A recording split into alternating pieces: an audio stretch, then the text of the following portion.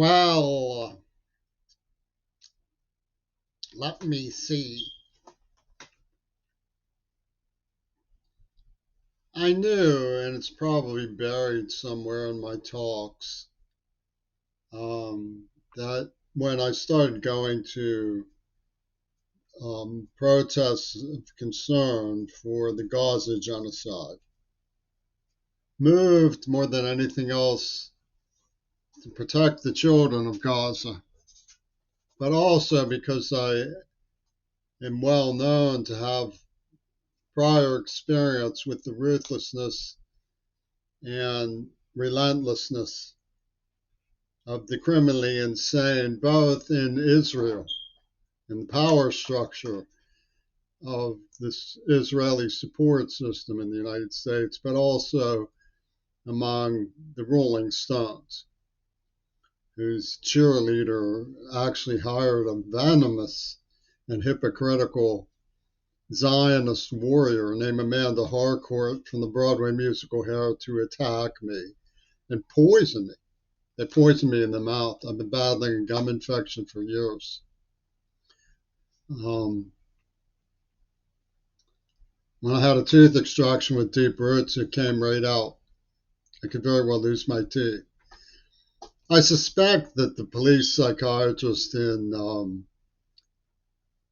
Seattle, Kerry Sylvester, thought, well, what's he going to do, bite somebody? You remember the Monty Python, the last thing was left for the knight who was taken apart by a swordsman after losing his legs and his arms, says, I'll bite your legs off. This was the charming attitude that Pittsburgh had towards nonviolence.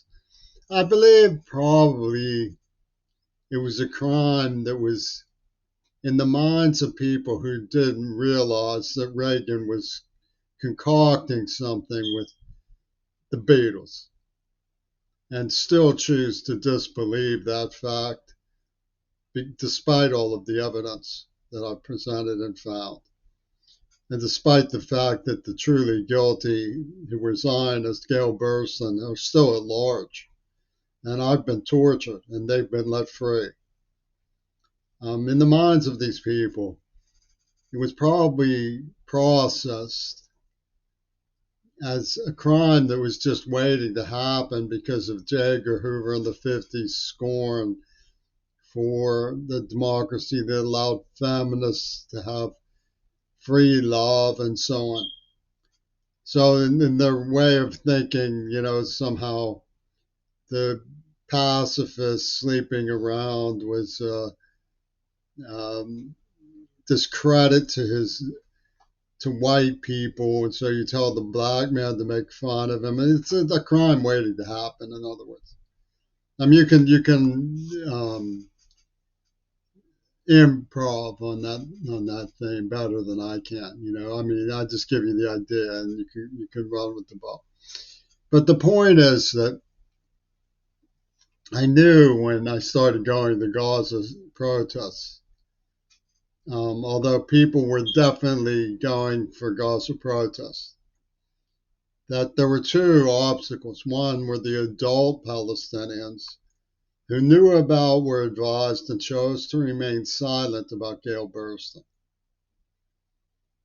The word that haunts that scenario, like the Phantom of the Opera, is comeuppance.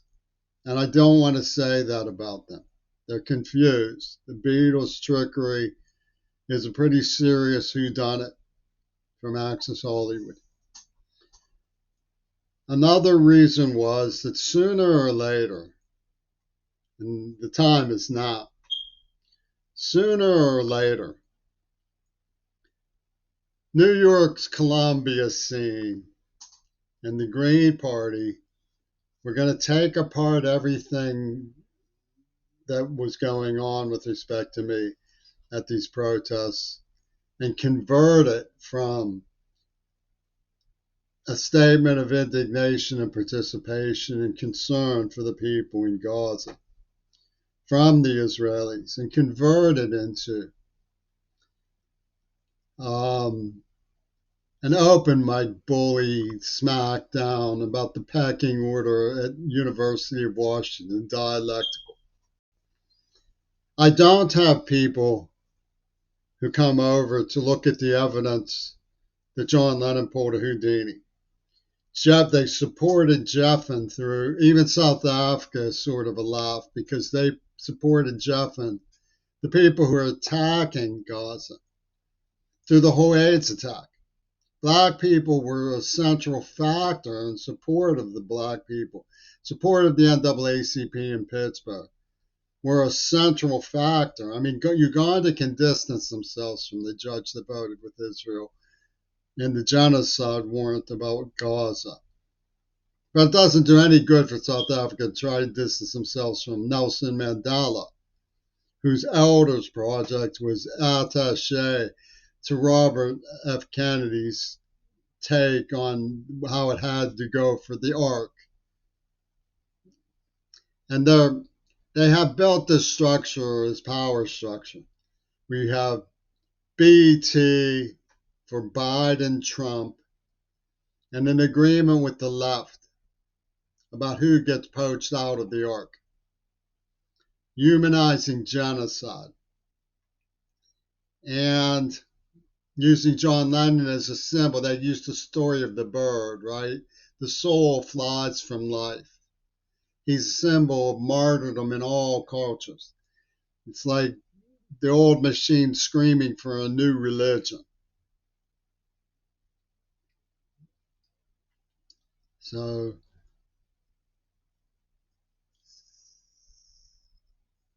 they've built this power structure with BT from Biden and Trump. And everybody's baking lettuce and tomatoes. Where's the L? Like Lennon is Houdini. And you have Robert F. Kennedy, who built the vampire war machine's final call in support of Israeli genocide. So you can't get out. It's like an artificial intelligence war game from outer space. Escape genocide, but first you must find a leader. Take us to your leader. Well, this one says support Israel. That one says support Israel. What does the third party do? He says support Israel. So you have a choice. You can either support Israel, or support Israel. That's your choice. And what amounts to, it's sort of tragic in its funny way. It's what the University of Washington is pulling with the help of Seattle's protest movement with regard to me is they want me to support Israel like they do by protesting Gaza. And this is the joke. UW supports Israel by protesting Gaza. Isn't that neat? And the way they sell this contraption comes down to the hen-pecking rivalry that goes on among the people who are young. Generation Z don't realize that there was a protest movement in the 60s that moved into something that was much more low-key. They were called the sellouts. It's when everybody started saying, oh, Nixon opened with China. And we used to listen to the Grateful Dead.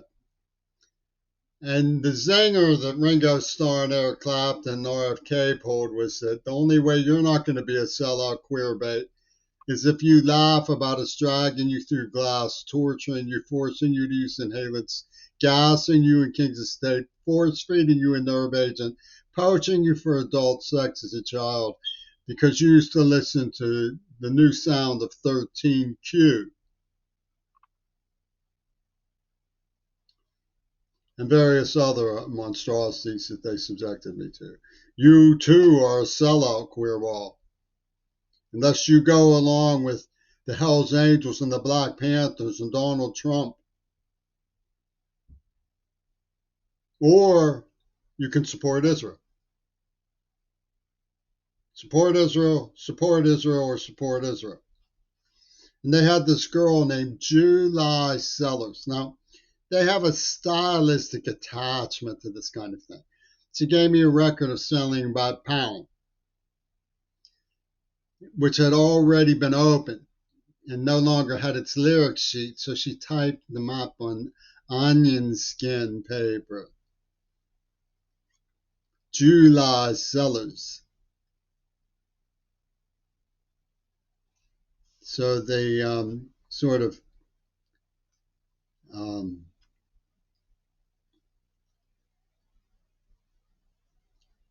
toxified campus by selling the idea that they could just hire sex to bang on me.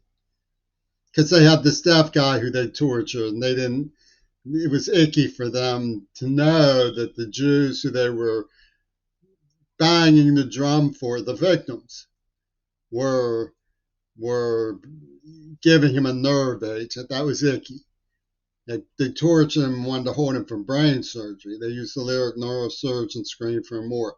And so they said he's paranoid, right? So UWC, the protest movement, announces that, oh, you think Jews are going to unleash a genocide on Gaza? You're paranoid. So these paranoid people from South Africa and these paranoid people at The Hague in the Netherlands, the International Court of Justice, have unleashed from their paranoid schizophrenia torrential Bibles, blood Bibles, against the good people, the chosen ones.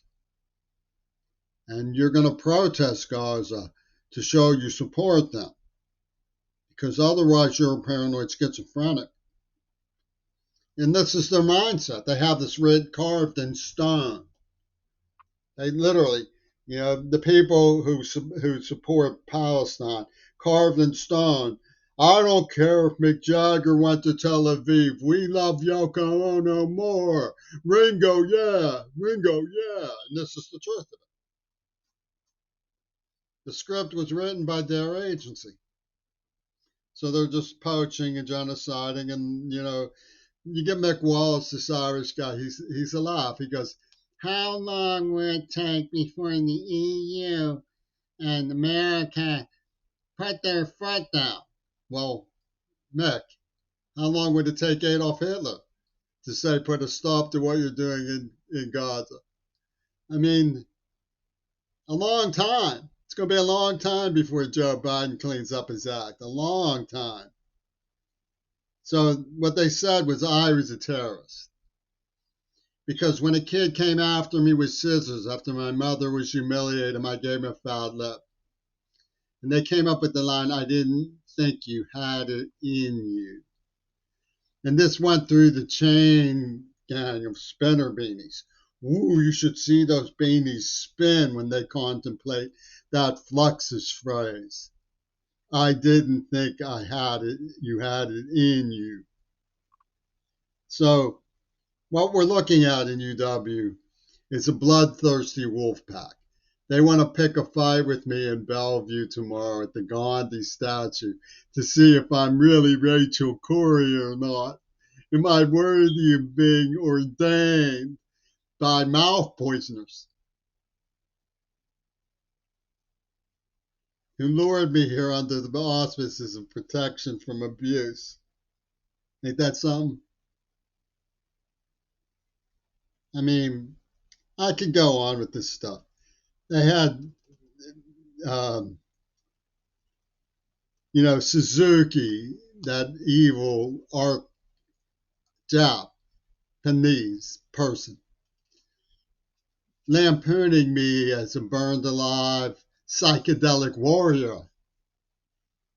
Well, Barry comes up from the federal building. Barry comes up and nearly breaks my glasses, wings me with the basketball in my face. And they say that Shannon Harps had to be Ripper murdered to prove the glorious claim to a penny by which they've blacked out the entire narrative from all media. They've shot all the journalists. They murdered Donnie Chin. They've given us three choices. We can support Israel, we can support Israel, we can support Israel. And Shannon Harp's parents are real lucky. They'll get a rock star's autograph. Won't that be neat? Won't that make you happy? You can go to Seven Hills and show your friends that you have Paul McCartney's autograph. Won't that be neat? Yeah, that'll be neat. So this is what they are doing. And they have these gestures. They go like this. They snap their head at me. The Japanese girls always do that, off with his head. Japanese girl, off with his head. He doesn't have a black belt in feminist anymore because he looks at pretty girls with big boobs. That's toxic. That's toxic beauty standards. Off with his head. They have, they do this to me. Down the library, they walk by me with their heads in the lynch position, you know? And often these are conspicuously British types. I don't know. David Cohen used to go, "Yeah, you hit me." He'd slap his hands, and it was his favorite trick. So, this bloodthirsty wolf pack has games they like to play with big military scenes. Like there was a big fire in Liverpool, And the Swami Nosa is going to say, "Oh, you made it rain in Gaza, you paranoid schizophrenic. What did you do to Liverpool?" Well, let me explain what I did to Liverpool.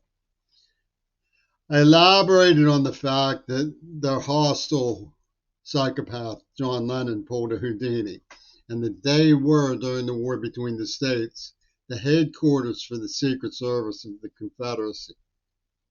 And all this genocidal war machine that we have allowed to take precedence because of our fixation on celebrities in Hollywood and our ignoramus attitudes about reforming our schools to embrace ecology and our National Rifle Association movement and the big bomb stuff.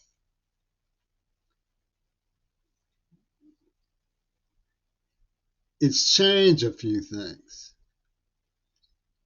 We now have this psychopathic Muslim movement of our very own called Two Virgins Pussy Ball. I'll act out what they did to them. Okay, I have Parkinson's, so I wanted to get the seat closest to the driver so I didn't have to walk around on the bus because I was sort of aching. And a black man came and taps the seat with his finger because he says he wants that red dot seat. See, and this is the Fight Club mania that comes from Biden's machine in union NAACP human trafficking catering. Cohen, the kid who would do like this, COVID-19, the dude who made the video, the 19-year-old, right? Used to say you can take Salem out of the country, but you can't take the cunt tree out of Salem. That's what he used to say. So these psychopaths have put together in their heads this little ninny board where one of them is an African scholar, and he tells me swastikas are sacred to African warrior symbols. And he anoints the most parochial white power who give him grants for his research. Honorary Africans, honorary African warriors, bringing the blessing of the ancestors of horrible German Green Party swastikas. And they connive to work with Will Zell-Brown on Mount Desert Island from the Jackson Immunogenetic Laboratories, who was a zealot admirer of Joseph Goebbels. And they say he represents the Jewish Defense League. And the man who yields to the black man with the baseball bats calling dibs on his virgin daughter or his girlfriend or the apple of his eye must not stand in the way of Joseph Biden's pecking order. There's no such thing as consensual lovemaking. Instead, what they have is a pussy ball list that they assemble in administrative offices. And then they say, we have the right to collect. And they clock this thing to their genocide program. Two Virgins pussy ball with the eugenic component was clocked to the AIDS attack. Wills L. Brown was talking about a scheme to transform the human race by injecting the blood before AIDS happened. And unlike the Netanyahu creep show, who start coming and swinging from the trees and talking about unspeakable things, and how dare you not believe me? We are Julie sellers. We have onion skin proof. I endured a great deal of trauma to get evidence for my claim because I respected my listeners and they have never repaid the favor. This is a classic example of it. Instead of saying, come protest for the children of Gaza, they say, come perform for Aaron Dixon of the Green Party, who called dibs on your poetry book with John Schulman, the museum thief or something. And for raising my concerns, they're going to poison me in the mouth. They really did. They poisoned me in the mouth. And then they have the audacity. They treat me like a 9-year-old, right? And they're in a tank. They say, don't throw stones.